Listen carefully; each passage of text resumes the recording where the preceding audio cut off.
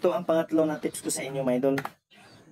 Ang unang-unang gagawin nyo mga idol, dapat kukunin nyo itong round ng rim. Ayan, yung isa namang mapagpalang araw sa inyong lahat mga idol, sa aking mga taga-subaybay sa aking mga video. For this video mga idol ay may isi-share ako sa inyo na kung paano mag-align ng rim ng motorsiklo. So mayroon lang akong 4 na tips sa inyo mga idol. 4 na tips lang. Ang number 1 na tips mga idol ay dapat may ganito kayo, aligner. Ito DIY ko lang ito mga idol. Gamit ko nito ay sa swing arm ng Kawasaki Fury mga idol. Ito ginawa ko. Yan. Ito ang una na tips mga idol. At ang pangalawang tips mga idol, ito. Dapat meron kayo nito mga idol. Ito DIY ko lang din ito mga idol. Ito ay yung sa mga pataban ng mga tools sa motor. Pag nagbili kayo ng motor, meron itong ganito na tools, yung pataban. Ayan.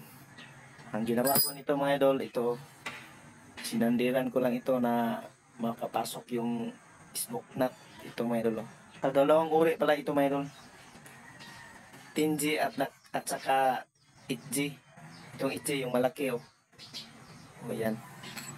Ito yung gagamitin sa paghigpit ng spoke nut. Ang tawag nito ay spoke wrench. Ayan mga idol. Ito ang pangalawang tips mga idol. At ito naman ang pangatlo ito ang pangatlo na tips ko sa inyo mga idol.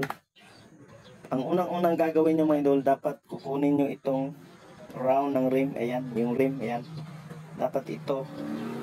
Kukunin nyo ito mga idol dito, na side. Dito. Ayan. Pag may sumabit dyan, higpitan nyo doon. Pag dito sumabit, higpitan nyo ang spoke na dito na side na spoke. Ayan. Pag natapos na nyo dyan mga idol, nakuha na nyo yung bilog, yung round, na wala nang sabit, dito naman kayo sa ika-4 na tips mga idol. Dito mga idol, dito sa gilid. Kukunin nyo itong mga idol, gamit ito mga idol. Itong adjuster na to. Ayan.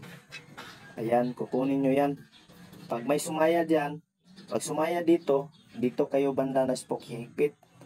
At pag dito naman sumayad, dito kayo hihigpit sa side na spoke. Dito na spoke mga idol. Ayan.